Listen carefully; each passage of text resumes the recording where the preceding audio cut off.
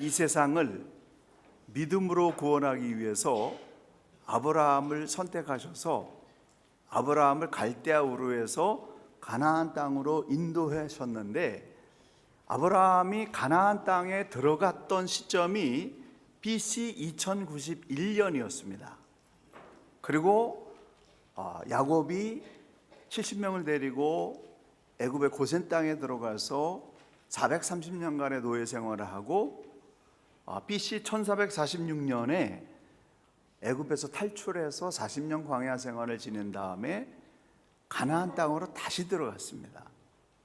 그래서 아브라함이 혼자 가나안 땅에 들어갔다가 애굽으로 내려가서 민족을 이루어 가지고 가나안 땅으로 다시 들어간 그 시간을 계산해 보니까 685년이었습니다. 그래서 한 사람의 부름받은 사람으로 한 민족을 이루는데 대략 한 700년 정도 걸렸습니다. 아브라함 한 사람이 이삭, 야곱으로 내려가서 야곱 시대까지 70명의 후손이 만들어졌는데요. 이 70명의 후손이 생길 때까지 걸린 시간이 대략 한 200년 걸렸어요.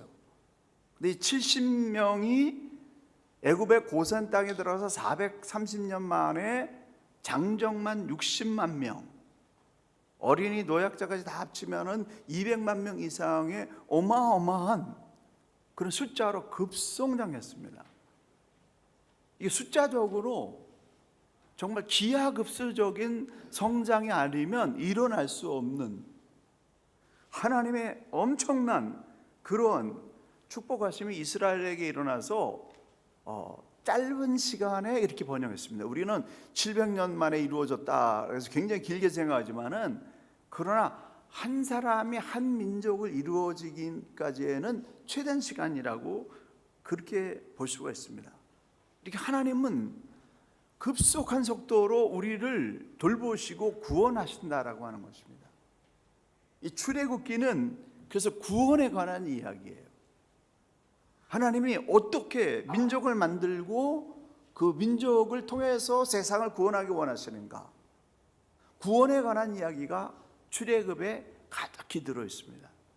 삶에 어떤 억눌림이 있는 사람이 있다고 한다면, 뭔가로부터 탈출하기를 원하는 그런 마음을 가지고 있다고 한다면, 이 출애굽기를 볼 때 문제의 결박이 풀어질 줄로 믿습니다. 출애굽기를 통해서 삶의 결박이 풀리는 역사가 일어나기를 축원합니다. 성경이 있어요. 해답이 있다라고 하는 거죠. 어떤 경우에도 문제를 해결할 수 있는 구원의 길이 있다라고 하는 겁니다.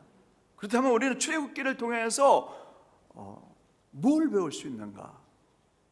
우리가 어떻게 무엇을 해야 모든 억눌림으로부터 자유함을 얻을 수 있을까? 그 문제를 함께 풀기를 원하는데요. 첫 번째로는 모세와 같은 온유함이 길러져야 된다라는 사실입니다. 우리 어떤 문제가 있으면 이 문제의 원인을 나에게 돌리기보다는 저 사람이 잘못해서, 누가 문제가 있기 때문에 저 사람이 변해야 이 문제가 해결된다라고 생각합니다. 근데 사람들은요, 아무리 애를 쓰고 노력해도 변화되지 않습니다. 자꾸 우리가 딴 사람 원망하고 딴 사람에게 책임 돌리고, 그 사람이 변화되어야만 문제가 해결될 수 있다, 저 사람이 용서해야만 용서를 빌어야만 내가 용서할 수 있다, 이렇게 생각하는데, 다른 사람의 마음이 변화되는 것은 거의 기적에 가깝더라고요. 안 변해요. 다른 사람이 안 변하니까 이 문제를 어떻게 해야 해결할 수 있느냐? 내가 변화해야 된다는 겁니다. 다른 사람이 마음을 안 바꾸니까 내가 바꿔야 된다라고 하는 거예요. 모세가 자기 힘으로 세상을 구원하려고 했습니다. 40살 동안 이 애굽의 왕자로서 모든 그러한 학문과 실력과 능력과 포지션을 확보해 가지고 히브리 민족을 구원하려고 하는, 내가 구원해야 되겠다, 그렇게 생각을 했습니다. 어느 날 히브리 백성들이 있는 그 노동 현장에 가보니까 애국 간원이 히브리 사람을 너무 괴롭히는 거예요. 그래서 분노를 참지 못해가지고 그 사람을 쳐서 죽이고 몰래 땅에다 숨겼습니다. 다음날 가서 보니까 히브리 사람들끼리 싸우고 있어요. 그 싸우면 안 된다 말리니까 그 중에 한 사람이 누가 너를 우리의 지도자로 삼았고 재판관으로 삼았느냐? 어제는 애굽 사람 죽이더니 오늘은 나를 죽이려 하느냐라고 반말을 했습니다. 성경에 보게 되면 하나님께서 선택한 사람들은 힘으로 세상을 구원한 적이 없습니다. 힘쓰는 사람은 모세처럼 살인자가 되고 동료들에게 거절당하고 버림받는 그런 결과만 나올 뿐이에요. 하나님의 구원의 방법은 힘으로 세상을 구원하는 것이 아니라 엎드림으로 섬김으로 세상을 구원하더라 라고 하는 것이 모세의 삶 가운데 나와 있습니다. 모세가 힘이 넘칠 때 세상적인 조건으로는 빼놓을 수 없는 그런 정말 모든 것을 갖추고 있는 그런 상태에 있을 때 하나님은 모세를 사용하지 않으셨습니다. 하나님이 보시기에는 모세가 자격 미달이에요. 왜 자격 미달이냐면은 능력은 철철 넘치는데 그 성품이 문제가 있기 때문에, 성품이 자기 자신을 통제하지 못하기 때문에, 분노를 통제하지 못하기 때문에 하나님께서 글을 쓰실 수가 없었습니다. 하나님께서 보시기에 지식과 능력과 지혜가 그리고 할 수 있는 세상적인 조건이 철철 넘치는 거 너무나 잘 알고 있지만은, 그러나 하나님의 백성을 맡기기 위해는 이 격정적인 성품을 다스릴 수 있는 온유함이 그에게 보이지 않았기 때문에 하나님께서 그를 사용하시기 위해서 그를 광야로 내몰아서 40년 동안 이 왕자가 갑자기 광야에서 양치는 목자로 변화돼서 40년 동안 단순한 일을 하면서 깨지고 부서지는 그런 훈련을 받았습니다. 그래서 80살이 됐어요. 인간적으로 할 수 있는 그런 힘이 다 빠져있는, 인간적인 자격 조건으로 봐서는 세상을 구원할 만한 그런 힘이 없는 그런 촌노로 변화되어 버렸습니다. 그런데 그때 하나님이 모세를 부르신 거예요. 모세야, 모세야, 애굽에서 신음하는 내 백성들의 신음소리를 내가 들었다. 네가 가서 내 백성을 구원해다오. 그래서 모세가, 하나님, 아닙니다. 저는 할 수 없습니다. 저는 능력이 안 됩니다. 저는 말을 못합니다. 보낼 만한 사람을 보내십시오라고 완전히 자기를 내려놓는 그런 온유한 상태에 도달해 있었습니다. 자기의 욕만, 자기의 감정을 통제할 수 있는 그 온유함에 80살에 도달해 있을 때, 인간적으로는 힘이 떨어지고 능력이 떨어지고 할 수 있는 것이 다 없어졌지만 그 마음 가운데 자기 마음을 통제하고 하나님의 뜻을 그대로 받들어 섬길 수 있는 이런 온유함이 만들어졌을 때 하나님께서 모세를 부르셨다라는 사실입니다. 우리가 나서야 될 때가 있고 나서지 말아야 될 때가 있어요. 이걸 통제할 수 있어야 된다고 하는 겁니다. 모세가 80살 될 때까지는 그게 안 된 거예요.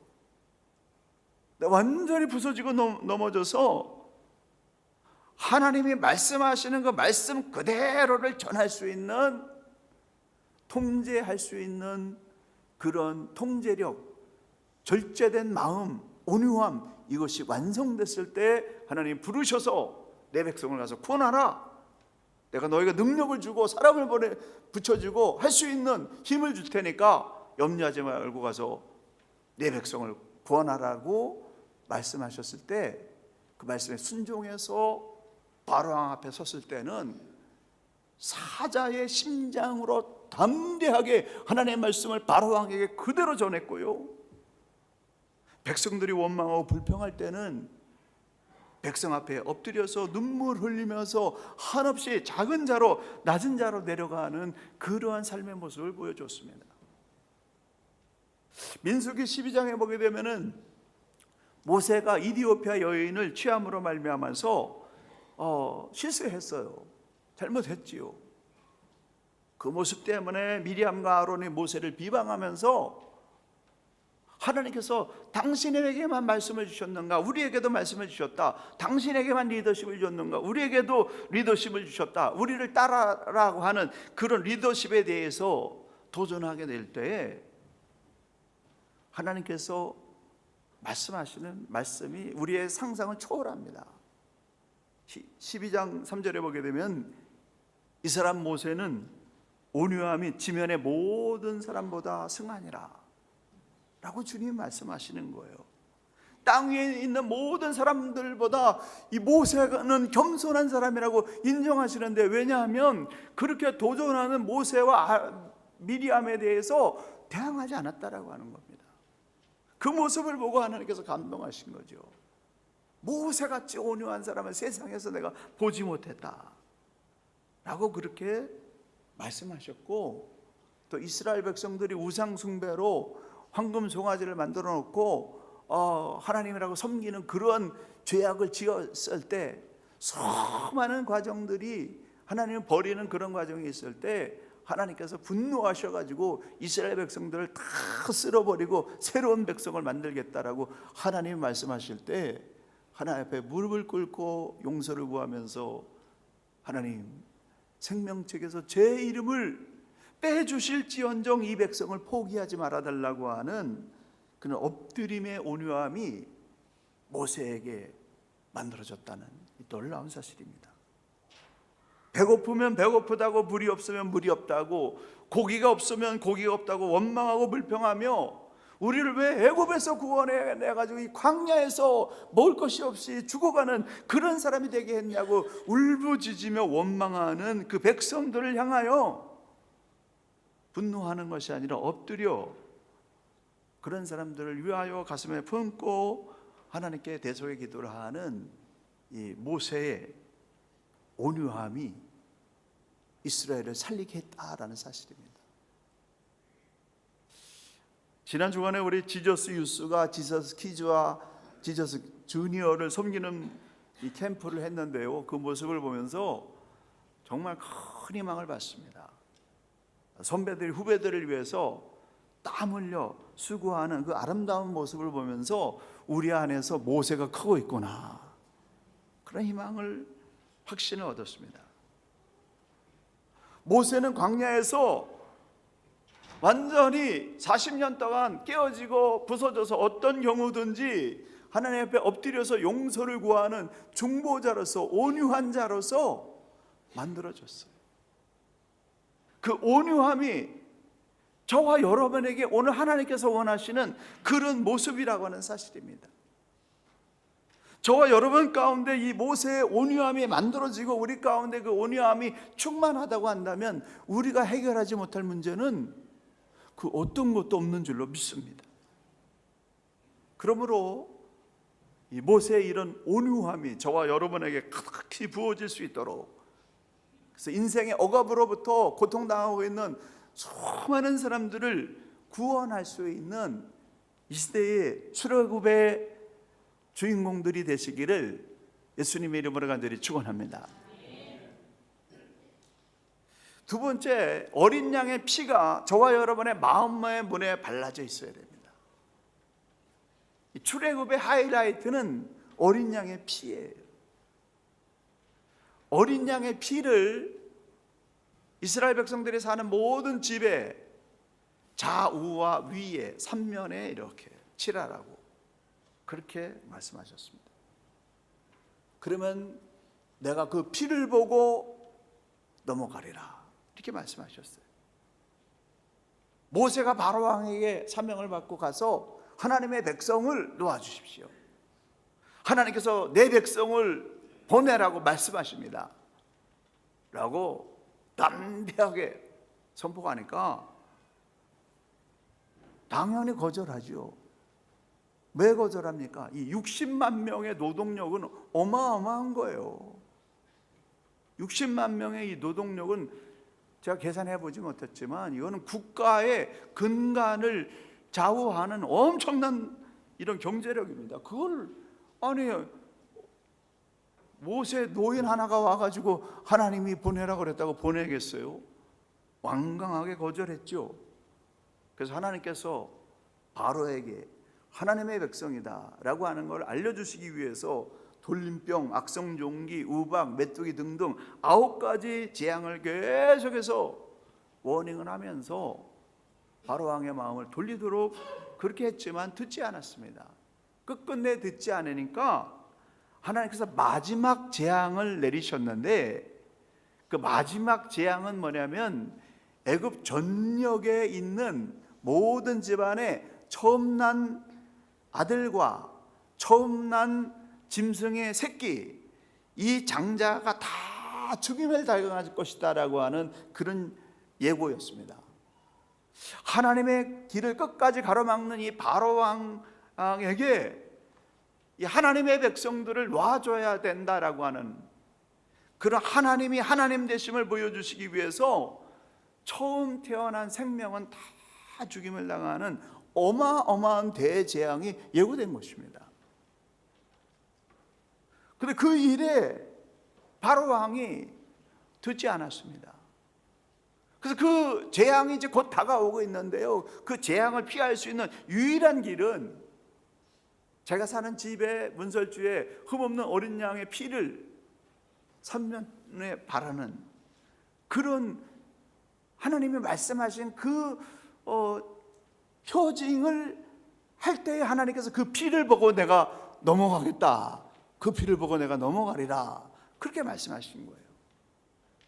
그래서 여기서 넘어간다라고 하는 영어 단어가 패스오버라는 단어입니다.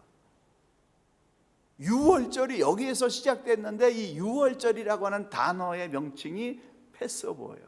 패스오버를 합친 패스오버, 그러니까 유월절입니다. 어린 양의 피가 있는 집은 살았고 어린 양의 피가 없는 그런 집은 히브리인의 집이든 애굽인의 집이든 모두가 처음 난 사람과 처음 난 짐승은 다 죽임을 당하는 어마어마한 대재앙이 임하고 말았습니다. 장자의 죽음에서 그날 건짐을 받은 사람들은 하나님의 명령대로 어린 양의 피를 그 문의 좌우와 위에 바른 그런 사람들만이 살아남았습니다. 이 어린 양의 피, 이스라엘이 문설주에 발랐던 이 어린 양의 피는 갈보리 언덕에서 인류의 죄를 대신 갚아서 보혈의 피를 흘리실 예수 그리스도의 보혈의 피를 미리 예고해 주신 그런 상징이었습니다. 그래서 사도 요한은 이렇게 선언하고 있습니다. 아들이 있는 자는 생명이 있고 아들이 없는 자는 생명이 없느니라. 그 안에 영원한 생명이 있고 이 생명은 모든 인류에게 빛을 주신다 라고 말씀했습니다. 아니 그 피가 뭐길래 이스라엘 백성들이 그 피를 문설주에 발랐다고 살고 그 피 없는 가족은 다 죽임을 당하는 그런 일이 왜 일어났습니까? 그 피는 하나님의 말씀이고 하나님의 언약이기 때문에 그렇습니다. 왜 예수를 믿어야 구원받고 예수를 믿지 않는 사람은 구원 못 받느냐? 하나님의 약속이기 때문에 그래요. 하나님께서 우리에게 주신 유일한 구원의 약속이기 때문에 예수 그리스도의 보혈의 피를 믿는 사람은 영생을 얻고 예수의 피를 믿지 않는 사람은 예수의 그 대속의 희생의 그 값을 지불한 대속의 피를 믿지 않는 사람은 영생을 얻지 못하는 것입니다. 그래서 예수 믿는 사람은 영생을 얻고 구원을 받습니다. 근데 예수 믿는 사람이 영생을 얻고 구원받는 여기에 감격에만 머물러 있다고 한다면 하나님의 영광이 우리의 현실의 삶 가운데 일어나지 않습니다. 하나님의 은혜, 하나님의 축복하심이 우리의 현실의 삶 가운데서 느끼고 체험되어지고 만져질 수 있으려면은 예수의 흔적이 내 삶 가운데 나타나야 된다는 거죠. 십자가의 피는 무엇을 상징하냐면 희생 제물입니다. 헌신입니다. 누군가의 흉어물을 위해서 대신 갚아주는 대속의 희생이에요. 그래서 정말 우리가 예수 그리스도를 믿고 따르는 사람이라고 한다면 다른 사람의 흉어물을 위해서 대신 갚아주는 대속의 희생, 대속의 피를 흘리는 그런 삶이 있어야 된다라고 하는 거예요. 어떤 사람은 손에 하나도 안 보고 살라고 그래요. 그 정말 예수의 은혜를 모르는 사람입니다. 예수의 은혜가 들어온 사람, 대속의 은혜가 들어온 사람은 알면서 속아주고 몰라도 속아주고 대신 갚아주는 그런 삶을 기뻐하는 거예요. 골로새서 1장 20절에 십자가의 피로 화평을 이루사 만물 곧 땅에 있는 것이나 하늘에 있는 것들을 그로 말미암아 자기와 화목게 되기를 기뻐하심이라. 십자가의 피가 있는 사람이 하나님과의 관계가 뻥 뚫리게 되고 사람과의 관계도 뚫리는 거예요. 예수 그리스도의 십자가 보혈을 믿고 나 구원받았어, 영생받았어, 아멘하고 그로 끝나는 것이 아니라 이것이 삶의 실천 가운데 가까이 있는 사람들에게부터 희생하고 헌신하는 그런 삶이, 십자가의 흔적이 나타나는 그런 사람을 통해서 세상이 평화가 이루어지는 그런 역사가 일어난다라고 하는 사실입니다. 그러므로 이 십자가의 정신, 허물과 죄가 많은 사람들을 위해서 대신 내가 그것을 떠안아주고 갚아주는 대속의 삶이 저와 여러분에게 흘러넘치게 되기를 간절히 축원합니다. 마지막으로 이스라엘을 세우신 목적은 제사장 나라가 되게 하시기 위한 것입니다. 한 사람 한 사람을 십자가 보혈로 구원하시고 구원받은 공동체를 통해서 이루시고자 하는 것이 이스라엘에게 미리 보여주신 거예요. 이스라엘 백성들 보고 제사장 나라가 되라고 그렇게 주님이 말씀하셨습니다. 이 제사장 나라가 갖는 의미는 두 가지인데요. 하나는 제사를 통해서 하나님과 세상을 연결하는 통로가 되는 것이고, 또 하나님의 말씀을 받아서 말씀 그대로 살아가는 모습을 통해서 세상 사람들이 저기 하나님이 있구나, 하나님 사람이 있구나 라고 하나님의 얼굴을 드러내게 하는 것, 이것이 제사장적인 삶을 사는 것입니다. 제사장이라고 하는 그 삶은, 직분은 이스라엘 백성들의 죄를 대신 맡아서 하나님께 나가서 제사를 드리는 그런 사람이에요. 제사장은 자신의 죄의 문제를 하나님 앞에 용서를 구할 뿐만 아니라 다른 사람들, 이스라엘 백성 전체의 죄를 대신해서 그 죄의 용서를 하나님 해달라고 중보자로 나가서 제사 드리는 사람이 제사장입니다. 저와 여러분의 예배가 하나님 나를 도와주세요, 저를 축복해 주세요, 내 문제만 가지고 나와서 예배드리는 그런 것이 아니라 내 죄뿐만 아니라 내 가족과 믿지 않은 수많은 불신앙하는 사람들의 죄를 대신해서 하나님 우리 민족을 긍휼히 여겨주십시오, 이 인류의 죄를 긍휼히 여겨주십시오라는 그런 마음을 가지고 하나님 앞에 예배하는 제사장적인 마음을 가지고 예배하게 될 때 그 사람을 통해서 하나님의 은혜가 세상 가운데 흘러가는 축복의 통로 역할의 그런 역사가 일어나게 되는 것입니다. 그래서 대속의 예배를 드리는 자, 그리고 또한 말씀대로 살아서 하나님의 얼굴을 드러내는 그런 사람이 제사장이에요. 출애굽기 19장 5절 이하에 보게 되면 이렇게 말씀하고 있습니다. 세계가 다 나에게 속하였나니 너희가 내 말을 잘 듣고 내 언약을 지키면 너희는 모든 민족 중에서 내 소유가 되겠고 너희가 내게 대하여 제사장 나라가 되며 거룩한 백성이 되리라. 레위기 26장에 이어서 말씀하십니다. 하나님의 말씀을 잘 듣고 그런 제사장적인 삶을 살게 되면 하나님께서 어떻게 해주실 것인가? 곡식이 떨어지지 않게 해주실 것이요, 전쟁이 일어났을 때 아군 5명이 나가면 100명을 대항해서 이길 수 있게 해주실 것이요, 100명이 나가서 싸우면 10,000명이라도 이길 수 있는 하나님의 능력을 주시겠다라고 그렇게 약속하고 있습니다. 말씀대로 사는 자의 위력이에요. 저와 여러분이 세상 가운데서 큰 역사를 이루기를 원한다면 말씀대로 사는 삶의 능력이 임해야 됩니다. 말씀대로 사는 삶이 없다고 한다면 참패하는 거예요. 하나님 불신하는 사람들 앞에서 팍팍 꼬꾸러지면서 부끄러움을 당할 수밖에 없습니다. 근데 하나님 불신하는 사람들 앞에서 찢기고 상하며 짓밟혀도 하나님의 말씀대로 살게 될 때 결국은 5명이 100명을 이기고 100명이 10,000명을 이기는 위대한 변화 역사를 주도할 수 있다라고 하는 사실입니다.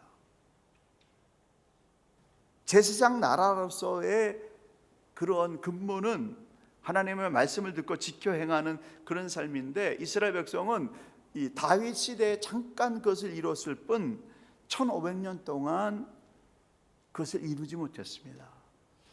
그래서 예수님께서 십자가에서 내려오셔서 대속의 피를 흘려주심으로 말미암아서 오고 가는 모든 세대의 죄를 한꺼번에 다 감당해 주시고, 이제는 누구든지 예수 그리스도를 믿는 그 믿음을 가진 사람에게는 구원을 베풀어 주시는 하나님의 역사를 이루어 주셨습니다.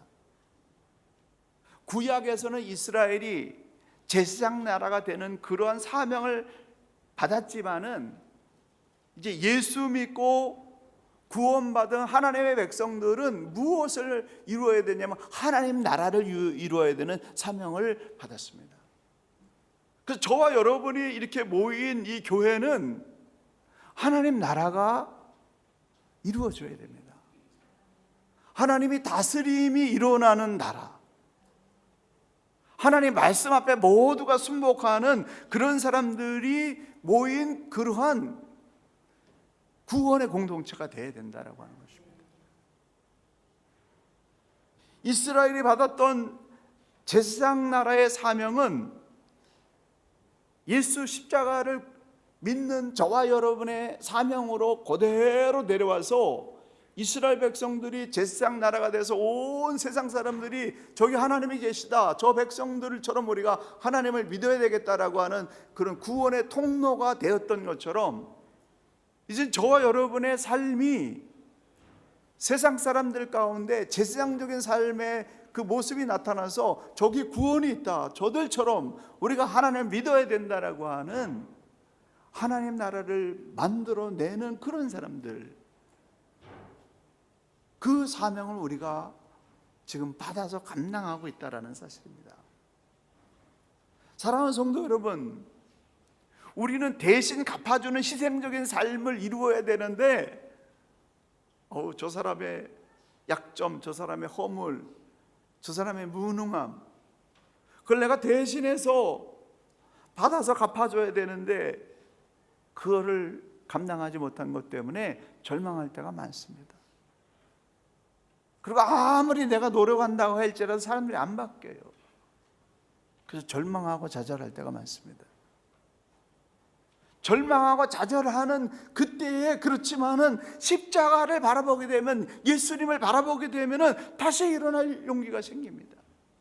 예수님 붙잡으면 넘어졌다가 다시 믿음이 생겨서 대속의 삶을 살아야 되겠다라는 용기를 가지고 다시 일어나게 된다라고 하는 겁니다.